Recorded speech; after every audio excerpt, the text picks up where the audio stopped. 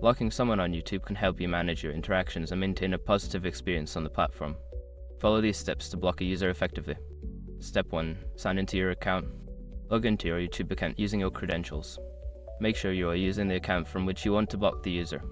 Step 2. Find the user's channel. Search for the user you want to block by entering their name in the YouTube search bar. Click on the channel to access their profile. Step 3. Access the About section.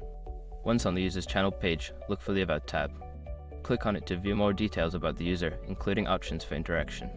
Step 4. Block the user. In the About section, locate the flag icon or the option that says Report User. Click on it, and you will see an option to block the user. Follow the prompts to confirm the block. Step 5. Verify the block. To ensure the user is blocked, you can check your account settings.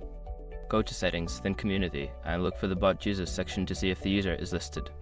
By following these steps, you can successfully block someone on YouTube and enhance your viewing experience.